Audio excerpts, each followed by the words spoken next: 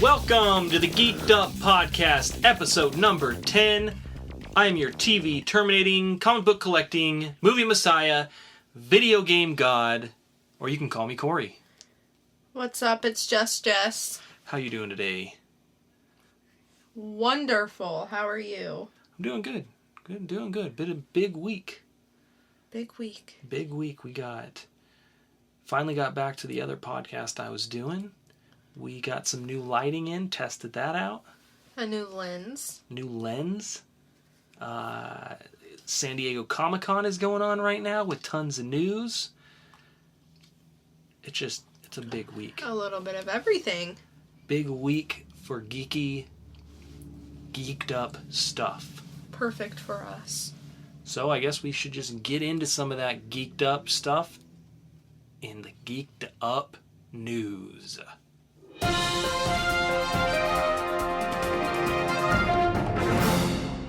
First up, DC had an announcement earlier this week regarding some miniseries that are going to be coming out. They include Swamp Thing, Metal Men, Raven, Firestorm, Katana, Cult of the Cobra, Poison Ivy, Cycle of Life and Death, Metamorpho, and Sugar and Spike. To me, most looking forward to the Swamp Thing because it is the return of Len Wein to that series, the original creator. And Swamp Thing ended a little while ago, the run that a bunch of people were on, but it was pretty good. And I'm just looking forward to that one. Oh, yeah. What do you got? Got a little something for Outcast. The posters have been released of Robert Kirkman's Cinemax series. Yeah. And what do you think? I like them. They made the first one look kind of like the comic book cover, but actually exactly like the comic book cover, except instead of the comic book artist rendition, it's the actual Patrick Fugit who's playing Kyle. I really like it. Coming 2016. Yes. I can't wait. That's not too far off. It's gonna be good. Good. Some news from us. News from us. Let's add that little... What? What's it called? Shameless... Plug, yes. We have a new Geek'd Up music. It is Ant-Man. It is on the YouTube channel that you're probably listening to this on right now. Yes. We put a lot of time into the song. Both me and Just Jess are on the song, and we both had part in doing the video. She did the main editing, I did the lyrics. But take a look at that, let us know what you think. And also, got some news from Dark Horse Comics and Universal Cable Productions. They have signed a first-look deal to produce TV shows based on Dark Horse properties, including Harrow County, which just came out, written by Cullen Bunn, and The Umbrella Academy, Concrete, and Backup, which is a feature script by Tom Vaughn. Do you know a lot about those? I know about Harrow County. It looks interesting. It's kind of a creepy, horror-ish type thing. Mm-hmm. So I would be looking forward to that. Anytime they get some good material and put it into a TV show, as long as it's done well, then I'm pretty excited about it. So, how do you feel about this Han Solo movie? I don't know. I don't know how to feel about it, honestly. What do you think?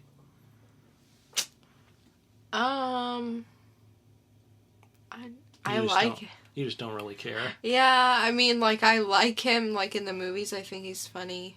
I think the director team is kind of strange. Yeah, Lego Movie and 21 Jump Street. Yeah, they're the ones behind that, which they've proven they can make a good movie. Mm-hmm. And then on top of that, it's an origin story of Han Solo. It's when he's young. So, I don't really know. I don't know what to think about that because... You think Chris Pratt will be in it? I don't know. He might, but I doubt it. I'm wondering who is going to play Han Solo, but we'll just have to wait and see about that. Yeah. They also cast Elektra in season 2 of the hit show Daredevil on Netflix. And it is Elodie Yung, who is best known for playing Jinx in G.I. Joe Retaliation. Don't know much about her, but in that movie she looked kind of good for that character. I don't really know about Elektra. We'll just have to wait and see. All right. So, did you see Ghostbusters? Who didn't see Ghostbusters? The car? Yes. Not only the car, they had... Oh, yeah, last week we talked about their uniforms and their... Yeah, I mean, they're pack. releasing little things. It's looking really good so far. What do you think? I like it. Obviously, I want to see it put into action, but the car looks good. Their uniforms look good. They did have an image of Melissa McCarthy in her jumpsuit. I don't really know about that. It was kind of strange. Oh, yeah? She looked like a trash man. Because she's a bigger person, and it was big, so the legs were super wide. They looked like she had a parachute suit on. Really? Yeah, it was kind of weird. Like, I don't know. I think thinking back to the old Ghostbusters, they were kind of fitted on their ankles, I think. I don't know, just kind of strange looking. She has lost a lot of weight, though. Melissa McCarthy. Really? Mm-hmm. Yeah, but I'm excited about that movie. You know, I'm not going to judge it really until I get to see some commercials or something. Right. So, Game of Thrones. Do you like it? I love it. I used to play this game when I was a kid called Risk. Mm-hmm. It's a it board takes game. Forever. It's a board game where you Strategy. take over different territories, and it does take forever. But they are putting out a special edition Game of Thrones version for $75. It's coming this August, and it just looks really freaking cool. Are we getting it? I'll have to really look at it and try to remember Risk, but 2-player Risk, I don't know. And I don't know many people Take forever. who may want to spend that much time playing this. But I'm interested in it, and I am going to keep my eyeballs on it. We could just have the dogs play with us. Yeah. Then we'll have 5 players. Okay. What about Marissa Tomei? She got cast as Aunt May in the Spider-Man reboot. She looks a little bit young for that. I know. That's what I was thinking. Yeah. Strange, but I don't really know much about her. She looks really familiar, though. She's been in a bunch of movies. Yeah. But, again, just more info on a Spider-Man movie. That's not Civil War. That is the standalone reboot of Spider-Man. Right. Then another DC announcement that the Dark Knight 3, The Master Race, artists joining co-writers Frank Miller and Brian Azzarello are Andy Kubert and Klaus Janson. Janson actually worked on The Return of the Dark Knight, so that's an interesting pick. Looking forward to seeing that. I think everybody is looking forward to Dark Knight 3. And still talking about Dark Knight, Ben Affleck and Jeff Johns, who is the chief creative officer, the CCO of DC Entertainment. They did come out and say that there is a standalone Batman film being written by Affleck and Johns. It's being written right now. They're really far into it, and Affleck is going to star and is going to direct. So I think we touched on that last week. Yeah, we did. And they came out, and it's pretty much official. This story is going to take place after Justice League, so can't really plan on seeing that anytime before 2018. Yeah. But it's cool. Well, we're going to get Batman early next year. We're going to get Batman in Suicide Squad later next year. Early the next year, we got the Justice League. I mean, so he's just going to be all over the place. Yeah. He's making that money. Making that money. Jennifer Garner's going to regret leaving him. Yeah. So, Jada Pinkett Smith said that she wants to play Vixen in a sequel to the Suicide Squad movie. What do you think about that? I mean, do you like her as No, I don't. Fish Mooney or whatever? I do not. I just don't like... I'm not going to say I don't like her as Fish Mooney.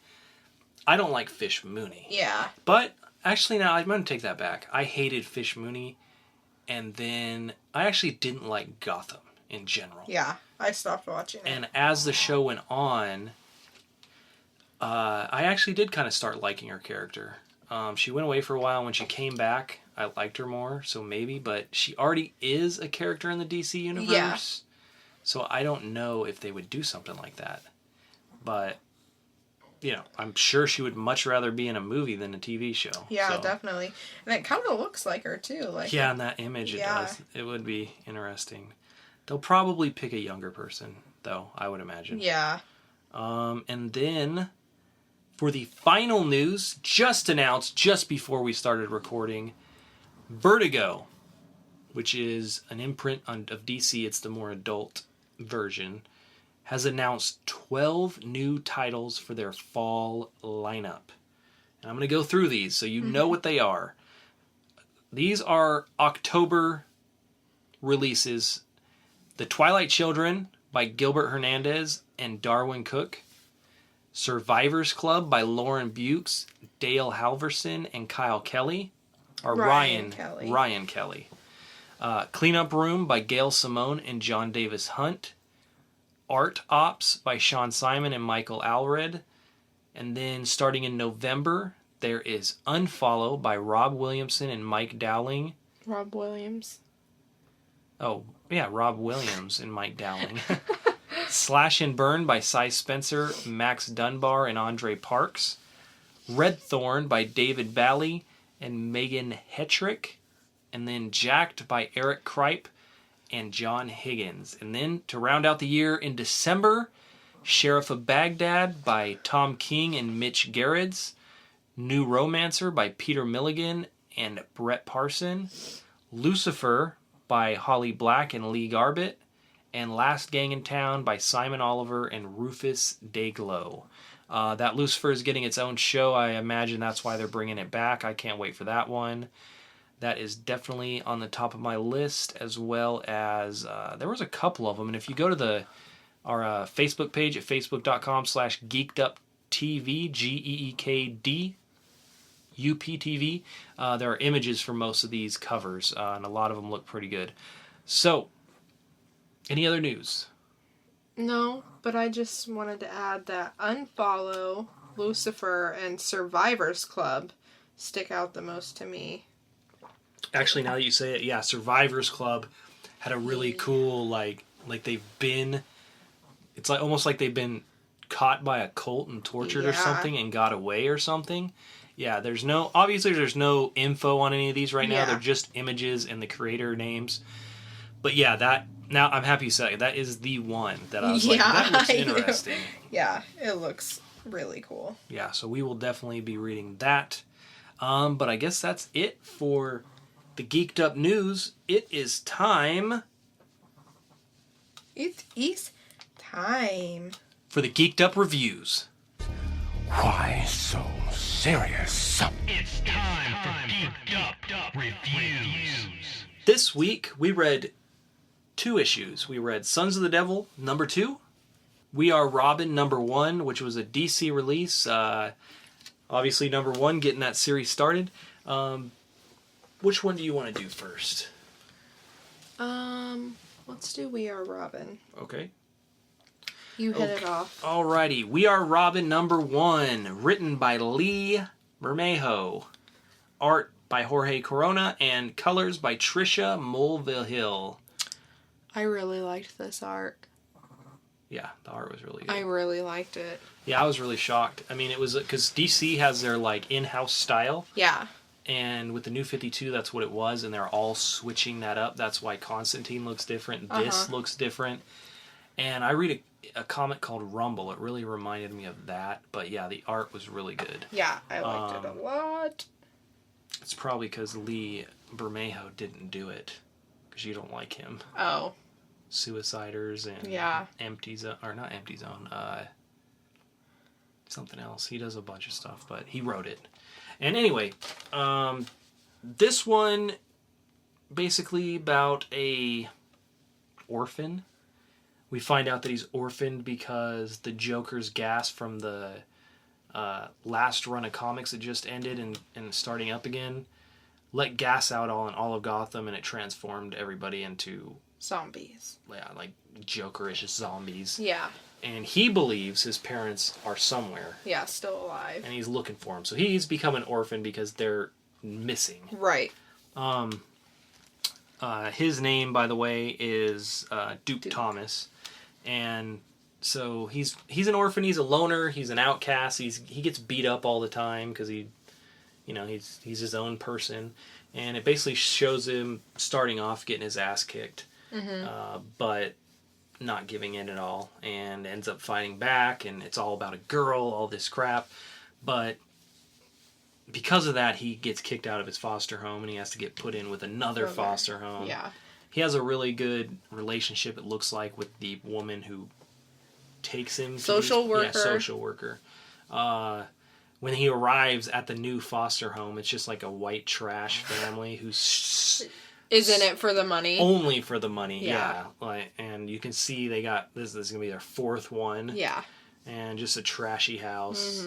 Guy's in a wheelchair on disability. She's probably on disability. Who knows?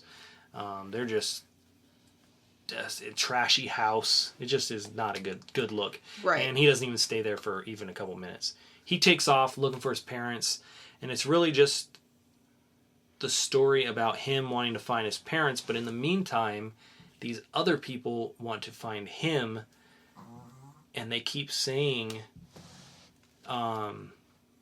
that's him. That's the one we want. We don't know why. I'm sure we're going to find out why, but this comic's called We Are Robin because he ends up in a subway system where all these homeless people seem to be living, and they suspect him as an outsider, and they're gonna capture him or whatever, and all these teens come in and help him escape, and it ends up that there is an underground organization of teens that all call themselves Robin. So instead of there being one Robin, there is tons and tons of them, and that's kind of just what this whole issue was about. It was a good startup to show us what it is and where it's gonna go. I liked it. What was I gonna say? At the end, when it had like the monologue, did you see Batman? The end when it had the monologue? Yeah. What? Like it was explaining why there is a... And it shows their suits and everything? No. I swear I saw Batman. He probably was. He was in the beginning. I was just thinking, did Batman make them all come together, or... I don't know. Like, organize it, you know? I doubt it, because... And was like, recruit this kid. I don't think so. Okay. Because this is just about teens who want to help. The issues of Batman and Robin and all that before this, he had a huge issue with his Robin who died, and he had to like go to hell to resurrect him, and so and he is back, but he's doing his own superhero type thing now. Okay. So I don't know. I don't know, but I'd have to look at that panel to see exactly what you're talking about. But I should have studied it more. But yeah, I don't know if that's the case. It looked like some other guy looking over him. Some maybe bald it guy. was. Maybe I just wanted it to be Batman. Yeah. So overall what do you want to say about this? Or what do you think? Are we scoring it right now? Okay. Unless you have more to say. I give it a Christian Bale. I liked it. I really liked the art. And I think the story is going to go somewhere really good. And like I said, I'm not really into the superhero thing, but everything you give me that is like superhero or that type. No, it's because I'm not giving you direct superhero books. It's like, this is more... What was that one? Was Doomed. It last week? Yeah, Doomed. Doomed, yeah. I mean, Doomed was more of almost like a Flash story. Yeah. But he's not really a superhero. It's about a young adult. This one is more of kind of like a coming of age teenage orphan story more than it is a superhero story, because he doesn't have powers. None of them do, from what I understand. But I definitely give this one a Christian Bale as well. I think it was really good. The art's good. The story's good. I know it's going to sound strange, but I liked how they didn't hold back and they cussed and they said they did everything. It didn't feel like a kid's story. It felt like that, even if it was for teenagers talk like that. It was realistic in as much as it could be. It made me get into it more. I understood these kids. They had their little jokes, their little bashing each other, and it made me feel more like this kid is being picked on. Right.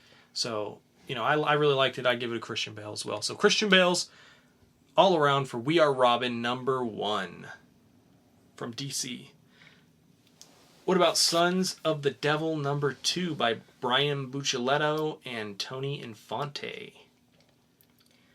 Image Comics. Image Comics. Ow. Something in my eye. So, at the beginning of this one, we see... excuse our dog. We see a man, which is the same guy we saw... The picture of. Yeah, the picture of. With the 2 different colored eyes. Flashes back to 1989.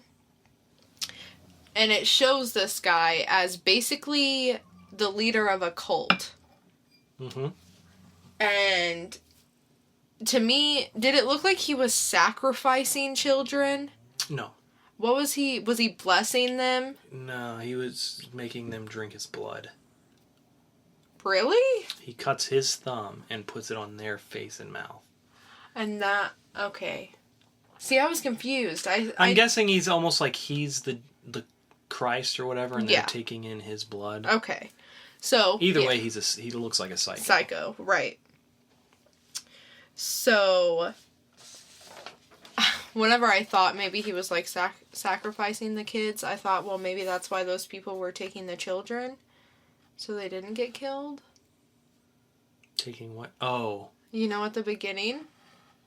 And those were the people taking the children. I'm almost positive. Like, those people... Really? Were this cult. I have it all backwards. I thought. I may be wrong. We'll know more, but... Yeah, okay. Anyways. So, fast forward. Real time now. Travis and his girlfriend are moving in together. It's been, a few months now. And Travis's girlfriend decides to find out who the guy in the picture is. With the 2 different colored eyes. So yeah, a cop comes to them while they're moving in, and he starts questioning him again about that night his brother was shot. Right, and he's pissed about it and this and that, and he talks about how his brother was researching him insanely, and he tells him, well, he's looking for my parents. And he said, well, wouldn't you want to know any of this? And he said, no. Then he had to go somewhere. He goes to this therapy session. Right. Where the guy who runs the therapy is a guy with a red eye and a blue eye, but he wears contacts. So you can't tell. And they even said, one of the people there even goes, yeah, we got a new guy again. It's almost like that guy in his basement was the original therapist. And he's holding him there to be able to do this with Travis. With Travis. But they're all talking about how it's, everything's more than one thing. And he said it's more than just being truthful and whatever. He flips out and he's like, no, it's all about the truth. That's all that matters. And then he gets home, and that's when his girlfriend says, I'm going to take you to whoever's in this picture. Well, no, she's going to take him to the person, got in touch with the person who took the picture. Yeah. So they end up going to this office building, and they ask for the guy. Did you catch the guy's name? No. I didn't. I don't know if they even said it. But Travis walks in. Immediately the guy comes out. I'm not sure what he said. No, but it was his voice. The His second he heard yeah. his voice. He knew that that was the guy who killed Clay because at the same time, this guy told Travis that he was the chosen one. So he heard the guy's voice, but he didn't see him. But as soon as he heard the voice, he knew that that was the guy. Travis attacks this guy. Ruthlessly. Yeah, like almost kills him. Fast forward, the guy's getting taken away on a stretcher in an ambulance, and Travis and his girlfriend, or Travis is in trouble. He got out of jail. They didn't charge him with anything yet, but I'm sure he will be. Anyway, so... But he forgives her, and that's the main thing I find about Travis, is he's very twisted and has a lot of issues, but at the same time, he does care about people, and you see that in the moments with his girlfriend, you know, where he immediately, she's upset that she even showed him the picture, but he forgives her, it's not your fault. But that's what I like about this character, is he's not just a disturbed man, like, they give him a real side, too. But then it ends on a shocking note, which they can find out, but it has to do with why he was able to be released without getting in trouble for that. Yeah. But what did you think about it? I'm pretty sure with the first one, I wasn't really too enthused to read the second one. Mm-hmm. I'm pretty sure. And, this one definitely made it more interesting, more information, so it kind of got the gears going again for me. The art was okay, but I think I'm going to give it a Michael Keaton, because it still just hasn't pulled me in yet. Yeah. Like I wish it would, you know? Yeah. What about you? For me, I'm going to give it a Christian Bale. I feel that opening scene with the cult really pulled me in. Yeah. That's what I wanted to see, is Yeah. that kind of stuff play out, and then we see that this is a major weird cult thing that's going after these blue-eyed, red-eyed people, and they have found him, and they're going to do something. So now I'm definitely interested in this, where before I honestly thought, like, I'll read the next one and that'll be it. But yeah. No, I really liked it, and I give it a Christian Bale. So we give it a Michael Keaton and a Christian Bale for Sons of the Devil #2 from Image Comics. That's it for the comic reviews, but this time we have finally, although we're super late, Very late. we finally caught up on iZombie, and we can give you a short thought on what we think about that show. I love it. Do you? No. What? Yes, Oh. I do. Why would I say that? I don't know. What do Why you love did you about it? question me? I don't know. I didn't know you loved it that much. So, what do you love about it? I like her. They couldn't have picked a better person I to know. play. I mean, she's just really good. The finale alone was enough reasoning for me to watch that entire show. Yeah. Those I last mean, 2 episodes were just really good. It was insane. I loved everything about it. I like all the characters.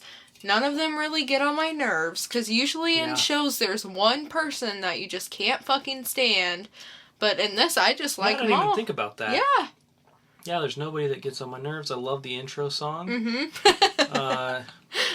She does do a great job. She has to play a different person every episode. It's crazy. And she does it flawlessly. She does it so good. The weird thing about that show is it's one of those that we could never get ourselves to watch, but every time we watched it, we're like, wow, I'm happy I watched that.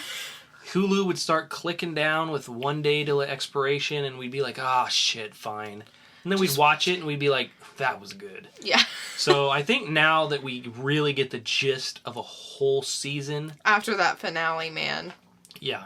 I can't wait for the next new season.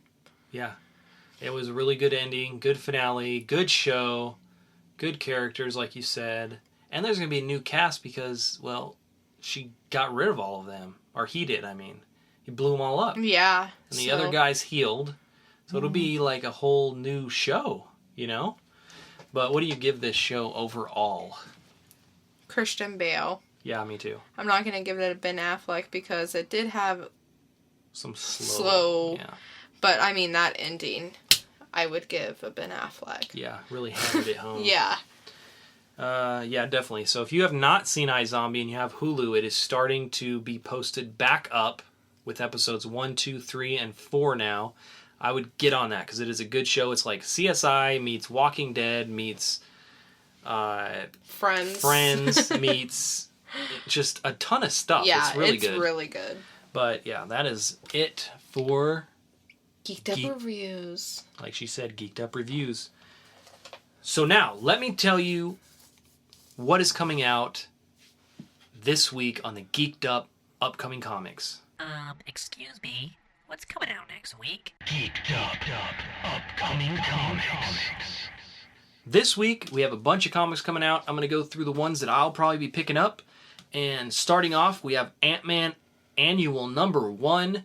This one sees Scott Lang and Hank Pym team up, and a new hero is born. Then we got Astro City number 25 from Image. The spotlight in this one's on the Honor Guard and how she has been cursed since birth. Doom number 2. We reviewed that one last week, but number 2 is about the secret origin of Doomed. And it also says tons of stuff gets smashed. So there's going to be a big fight scene, I'm guessing. Ooh. Then also from Image, we got Drifter number 6, Empty number 5, Empty Zone number 2, Invincible number 121, and Mantle number 3. Then we have Justice League number 42, which continues the Darkseid War, has Wonder Woman taking the lead, but it may be at the expense of Batman's soul. Then Martian Manhunter number 2. You read Martian Manhunter, right? No. Martian Manhunter? Yeah. Did not have you read that? No. Oh, that's pretty good.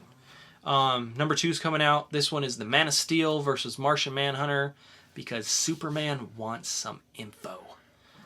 Then we got Postal number 5 from Image, which is a new arc, and it says a Pandora's box is opened that may lead to the truth of Eden. Ooh. That's a good comic. I love that comic. Then also Revival number 31, Robin, Son of Batman number 2, Roche Limit number 3, Superman Wonder Woman number 19, which is going to guest star Harley Quinn in the Suicide Squad. Then to round it out, we got Trees number 11 and Wonder Woman number 42. In this one, Diana travels to Ares' home to better understand her enemy, and we may find out who attacked Paradise Island. That's a big list for next week. Let us know if you're picking up any of those, or let us know which ones you're picking up that maybe we are not. And that is it for the upcoming comics. It is now time for our Geek'd Up dramatic reading. And now, a Geek'd Up dramatic reading. This week we're going to take a passage from... This is coming from Preacher. It's a Vertigo comic. Older Vertigo comic. And this one is a scene where they're at a house having a big sex party and orgy. I'm going to be playing Cassidy, a man in a mask having sex with sheep, and the owner of the house, who's a creepy, creepy dude, while Just Jess is going to be playing a whore. She's going to be playing Jessie, and those are the two you're going to be playing. All right. So, to start the scene off, it's Cassidy and a whore talking, and then it moves to Jessie walking in on a man having sex with sheep, and then him and the owner talking at an orgy sex party. Are you ready? I'm ready. Action. Here, love. Do you know Jesus Hit me. Bite me. I want you to bite me. No, you don't. Anyone in here? Do it. Go on, you sluts. Do it. Forget it. Want some? I don't think so. Your loss. New York double fudge chocolate chip. You're new here, aren't you? You bet I am. I didn't think I'd had you. What? Figure of speech, dear boy. Anyway, I'm sure you get the idea. We in the Gomorrah people are interested primarily in physical gratification, in smashing through the boundaries of base and boring everyday society, in tasting of forbidden fruit and luxuriating in our defiance of an old, defeated God. You mean you fuck a lot? Mm-hmm. Insane. End scene. That was our dramatic reading for this week. Let us know how we did. Let us know what you may want us to do in the future. And hope you got a little bit of enjoyment out of that. Woo, I like those. Those are fun. They are fun. Fun. So, boys and girls, ladies and gentlemen, we have come to the time to find out who wins, who loses in this week's Versus. Geek versus Girlfriend. Round one. Fight. So, last week I had you look at a comic book cover. It was The Wicked and the Divine. number 1, and here is what you had to say about it. It's about people, not necessarily this girl, but I'm gonna guess she's one of the main characters, and how they have a good side and a dark side, and this comic just explores the good and bad in people and makes a story off of that. So, you thought it was more about personality traits. What is this? Were you right? Were you wrong? And what was it about? Boy, oh boy, was I wrong. Why is that? What is it about? Let's get the Basically, it's 411. about a group of people who say that they're gods. Yeah, they are gods. Well, there's doubters too. Yeah. Who say that they aren't. But, I mean, there's tons of followers who believe in them. So basically, it shows this young girl who worships them. And she goes to this meeting? I don't even know. What would you call that? I don't know what you'd call it. A meeting type thing, and she's there in the front row. She gets all glammed up. Concert. It was a concert? Yeah. She goes to a concert. That's weird. Continue. She goes to a concert, and she gets all glammed up. She looks like a raver or something to me. And all of a sudden, the God looks at her, and she passes out from happiness. And everybody around is just passing out because the effect she has on people. And so this girl ends up waking up after the concert's over, and she is greeted by Lucy. Lucy is also one of the gods in this group, and Lucy invites her, come back, meet, I can't remember that god's name who did the concert, can you? What do you look like? It was a she. Oh, Morgan. She had like Morgan. eye makeup. Morgan. I believe. Okay. So she invites her back to meet Morgan, I believe. And basically there's this whole spiel going on about, well, you're not gods, yada yada yada. All of a sudden they get attacked and shots are fired. Shots fired. Shots fired. And everybody got shot, I think. And I don't think any of them are dead. Are they? I don't know. You tell me. So what happens next? So then Lucy breaks through a window, stands in front of where these shots are being fired, gets hit with bullets, And one of the guys shooting says, like, "Fuck you, Lucifer," or something to that effect. And she goes, "Oh, you guessed my name. You're right," or something like that. And I was like, what? I wasn't expecting that. I didn't even think that. Did you when you were first reading it? I didn't, when this, I mean, I read the synopsis, so I kind of knew what it's about, but I was pretty blown away. Lucy. Yeah. And it's a girl. Yep. So, anyways, Lucy snaps her fingers, and these guys' heads blow off. Next thing you know, shows Lucy in a courtroom, and she's just talking with the judge, like, "You can't press charges against me unless you prove that I blew these guys' heads off." Like, that's even possible. That's not possible. But if it is, in your eyes, then just call me a god. And then you can sentence me. Yeah. But if not, then you have no scientific evidence. So she's basically wanting the judge to say she's God. Yeah. And the judge won't do it. And she's like, "So you're saying if I snap my fingers, I can blow your head I off. can blow your head off." And so she snaps her fingers. The judge's head blows off. And glorious artwork, too. Yes. It was pretty graphic. And she freaks out and says, "I didn't do that." Of course, nobody believes her, except the one girl who went to the concert. So basically where we're at is Lucy does have powers, but somebody else blew the judge's head off. Or is what we're assuming right now, if you haven't read past the first issue. So, yeah, I was wrong. I'm always wrong, man. Yeah.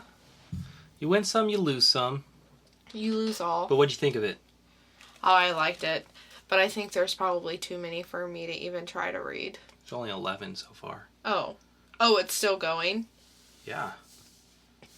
Well, then maybe I will read them. You guys should read them. They're good. I was almost going to give up on it, but this last one, number 11, something else. Good. Man. Yeah. And she never gives up hope on Lucy. But, yeah, you should definitely read them all. They're right there waiting for you. But, oh, really? Yeah, so that is a check mark against you. That means I win. You blow. Geek versus girlfriend. But let's, anyway, go on to this week's Geek versus Girlfriend and see what we have in store for you.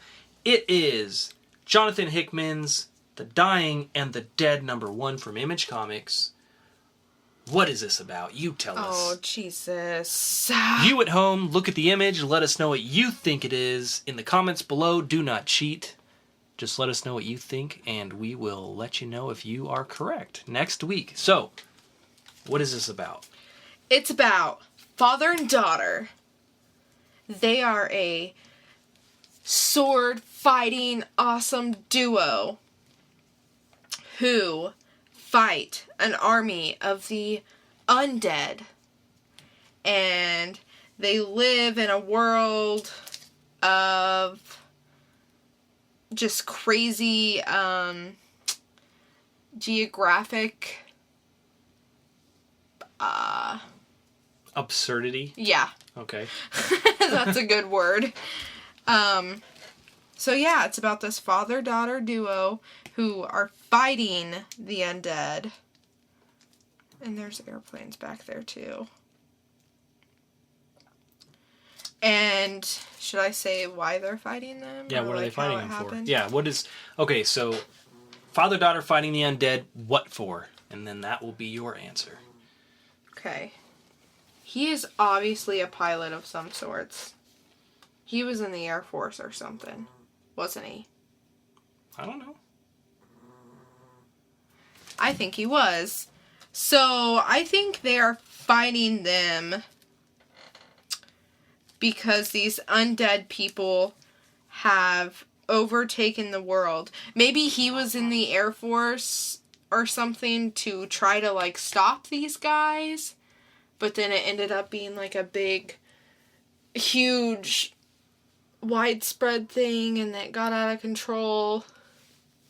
So then he had a daughter, and they're trying to fight him. Okay. And that's your final answer? Yeah. Final answer. Stop in next week. We'll see if she's right or wrong. We'll see if this is a father-daughter duo trying to take back the world that is now overrun by the undead in a absurd geographical landscape. Break.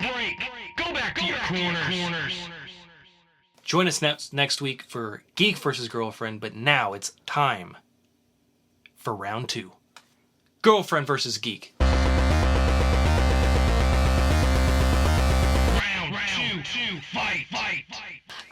Anyway, so last week, I asked you, what possibly could a man have bought and think that it was a dog until it was 2 years old? And this was your answer.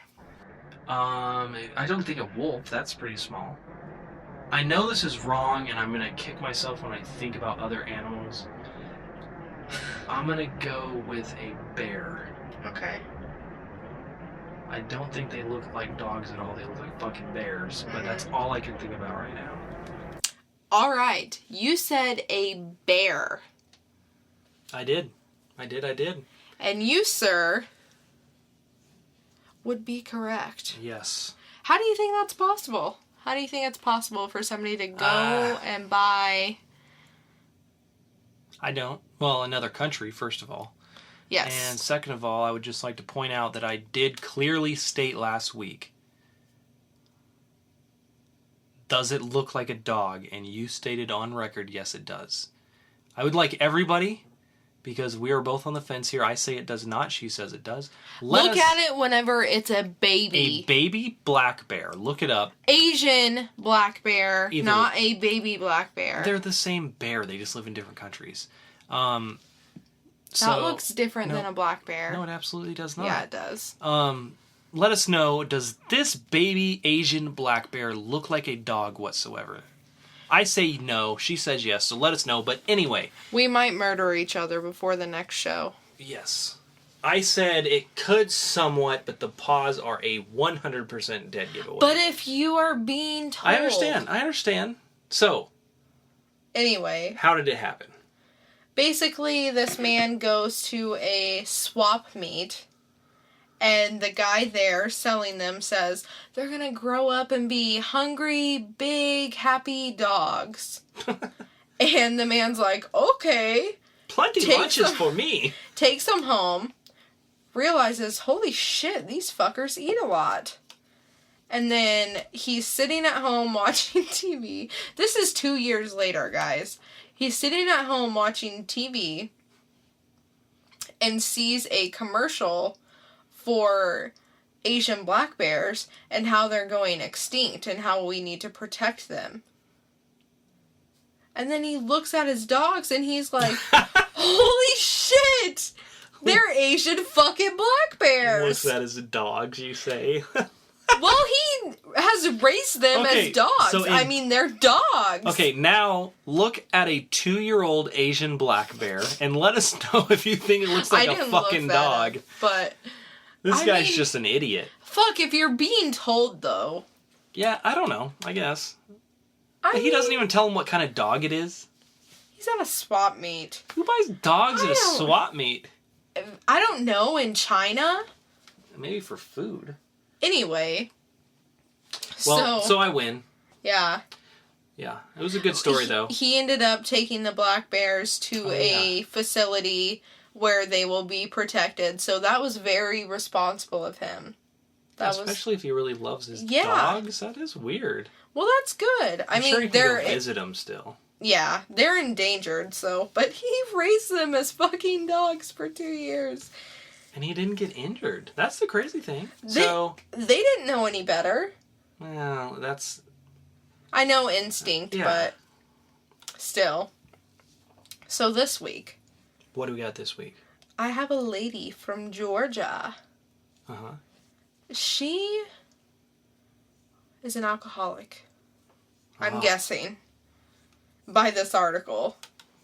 She was at home alone. Her husband came home and found her. She had mistaken this for a bottle of moonshine. It's an at-home thing.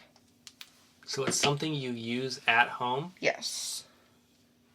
So if she mistook it for a thing of moonshine, it had to be in its own container unmarked. I'm guessing. It wasn't unmarked. I won't lead you astray there. Was it in an alcohol bottle? No? Shit. So I'm guessing it's going to be a household product of some kind, cleaning. A household cleaning product. And keep in mind, these points this week for me and you do not count because we have come to the end. And we will start over next week. But I am going to say a household product used for cleaning. I'm going to have to say that she accidentally drank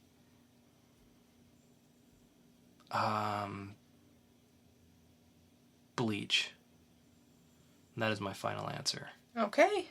A man comes home, finds his wife on the floor because she mistook moonshine A bottle of bleach for moonshine. That was my final answer. All right, locking it in. Locked in. Break. Go back to your corners. We will see next week if you were correct. And you guys guess some answers too. Do not look it up, but just guess what you think it would be. Come on, be creative with it, especially on hers. Let her know what you think it is. And we'll answer you in the comments below. But for now, that is the end of Geek versus Girlfriend and Girlfriend versus Geek. It has come to the end of the show. Once again, make sure you check out our Geek'd Up music. We have Ant-Man up now, as well as the old Mad Max rap. Check those out. Make sure you like, comment, and subscribe on both of those, as well as our weekly polls and our top of the stacks. You can find us at facebook.com/geekeduptv. That's GEEKDUPTV, or on Twitter at twitter.com/geekeduptweets. Make sure you like, subscribe on all those social medias to find when we upload new things, when we have new news, new everything.